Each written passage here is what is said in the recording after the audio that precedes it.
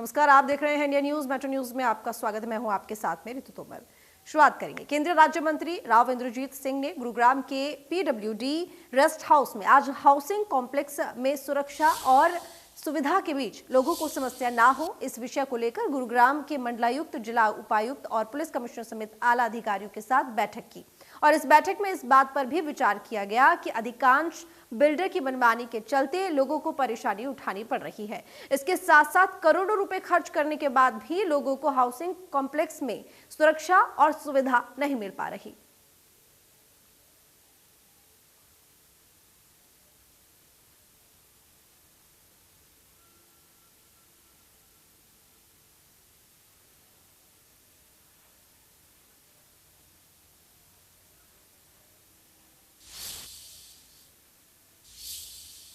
तो 5 गांवों के लोगों ने केंद्रीय मंत्री राव इंद्रजीत सिंह को पगड़ी बांधकर उनका सम्मान किया। पंचगांव चौक से 8 मार्च को 3 फ्लाईओवर की आधारशिला रखी जाएगी। Manesar elevated flyover, Bilaspur flyover और बवाल फ्लाईओवर की आधारशिला परिवहन मंत्री नितिन गडकरी और केंद्रीय मंत्री राव इंद्रजीत सिंह के द्वारा 8 मार्च को रखी जाएगी।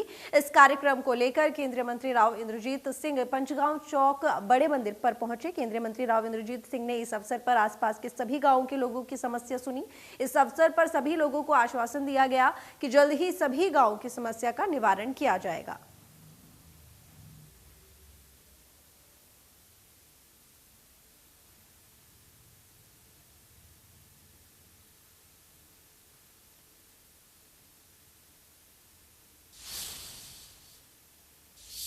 तो वहीं सोना में खेती करने के तौर तरीके बदलने की दिशा में आत्मा के तत्वाधान में किसान मेले का आयोजन किया गया, जिसके तहत एग्रीकल्चर से जुड़ी विभिन्न योजनाओं की जानकारी दी गई। और इस मौके पर अधिकारियों ने बताया कि किसान तभी आगे बढ़ सकते हैं जब वो नई नई तकनीकों का इस्तेमाल करें, स्कीमों के बारे में समझें, उसका लाभ उठाएं, उन्नत बीजों का इस्तेमाल करें।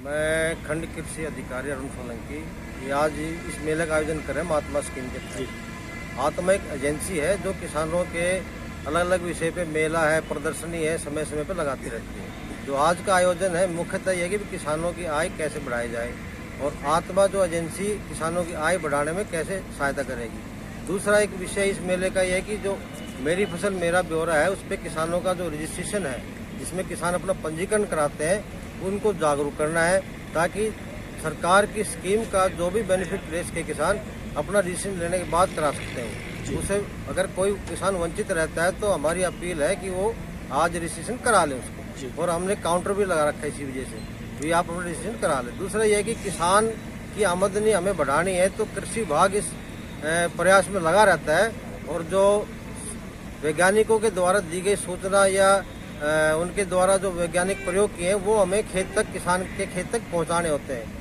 कृषि विभाग इस मामले में हमेशा कार्यरत रहता है, हमेशा प्रयास करता रहता है। 24 अप्रैल को होने वाले निकाय चुनावों की खबर के फैलते ही सोहना नगर परिषद में चुनावी माहौल गरमाने लगा है। उम्मीदवारों ने चुनाव को लेकर अपनी रूपरेखा तैयार करनी शुरू कर दी है।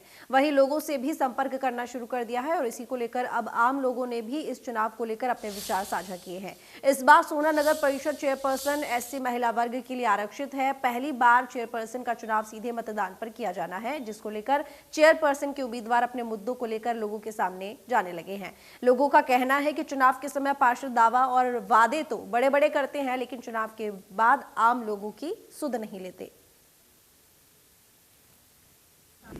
ये बहुत अच्छी बात है। बहुत टाइम से लोगों का लग रहा था कि चुनाव होंगे होंगे, हो ही नहीं रहे थे, और सरकार ने ये डेट निश्चित करी है तो इससे एक शहर का जो विकास रुका हुआ था, सफाई व्यवस्था और अन्य काम भी रुके हुए थे, वो सब सुचारू रूप से। आपकी क्या प्राथमिकता, इन लोगों के सामने वोट मांगने जाएंगे तो क्या प्राथमिकता होंगी आपकी? मेरी यही प्राथमिकता होगी कि एक तो सफाई व्यवस्था तो सबसे अहम ही है, और स्ट्रीट लाइट सुरक्षा, लोगों ये जो मेन रोड है, हाईवे वगैरह, विकास भी बहुत हो चुका है। ऐसा है, सबसे बड़ी बात तो ये है कि हमें जितने भी पार्षद थे, पार्षद का कार्यकाल समाप्त हुए 1 वर्ष हो चुका है, और तभी से लगभग सभी विकास कार्य रुके पड़े हैं, जिसकी वजह से आम जनजीवन बहुत प्रभावित है। हालांकि देर से ही सही, लेकिन ये सरकार का एक बहुत अच्छा निर्णय है जो चुनाव करवाने का चुनाव आयोग ने निर्णय लिया है। इसकी बहुत ज्यादा आवश्यकता महसूस हो रही थी, क्योंकि ऊपर स्तर पे तो सरकार अपने कार्य करती है, लेकिन जब तक स्थानीय स्तर पे उन कार्यों को गति ना मिले और वो ढंग से ना हो, तो जब तक विकास नहीं दिखाई देता।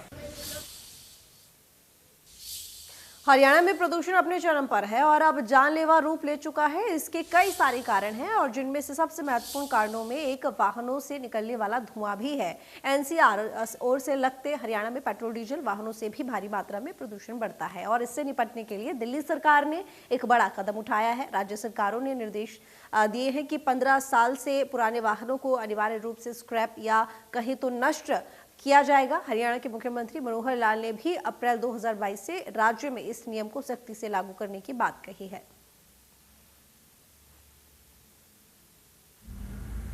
ये मंडे से स्टार्ट हुआ है। वर्दी डीजीपी साहब के आदेश भी प्राप्त हुए हैं और क्योंकि ये एनजीटी की तरफ से भी है और सुप्रीम कोर्ट की तरफ से भी है, तो हमने स्टार्ट कर दिया है और इसमें करीब हम इस साल में एनजीटी में 208 व्हीकल्स ऑलरेडी इम्पाउंड कर चुके हैं और ये अभियान हायर ऑफिसर्स के अनुसार आदेशानुसार जो है जारी रहेगा। इसमें हम ज़्यादा से ज़्यादा अवेयर भी कर रहे हैं लोगों को और चलानिंग भी कर रहे हैं। हमारा एक डेडिकेटेड यार्ड बना हुआ है राजीव चौक पे, उसमें हम इम्पाउंड करके उसमें हमारी बाकायदा उसमें हमारी गार्ड भी लगी।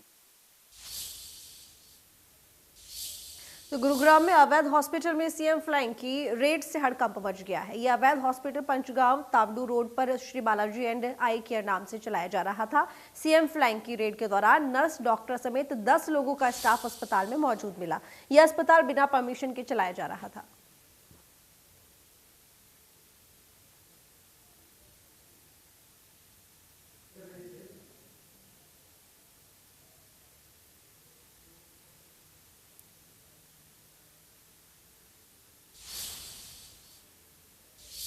तो कर्नाटक में बजरंग दल के कार्यकर्ता की हत्या के विरोध में गुरुग्राम में बजरंग दल और हिंदू संगठनों ने कमला नेहरू पार्क से लेकर जिला उपायुक्त कार्यालय तक पैदल मार्च कर राष्ट्रपति के नाम ज्ञापन सौंपा। हिंदू संगठनों ने कहा कि हत्यारों के खिलाफ सख्त से सख्त कार्रवाई हो और अभी जो लोग फरार हैं उन्हें जल्द गिरफ्तार किया जाए। बजरंग दल कार्यकर्ता की हत्या में शामिल 3 लोगों को गिरफ्तार किया जा चुका है, जबकि 2 लोगों की तलाश में पुलिस छापेमारी कर रही है।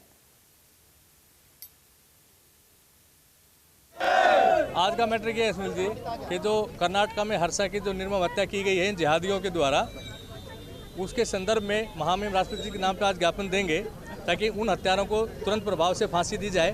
अब तक उनकी गिरफ्तारी नहीं हुई है, चिन्हित तो कर लिए गए लेकिन गिरफ्तारी नहीं हुई है। हमारी ये मांग है कि उन जाहिलों को तुरंत प्रभाव से फांसी दी जाए और जब तक आंदोलन चलता रहे तब तक उनको फांसी ना दी जाए। देखिए, जब कभी किसी विशेष समुदाय के व्यक्ति को के साथ मारपीट होती है सभी राजनेता सामने आ जाते हैं।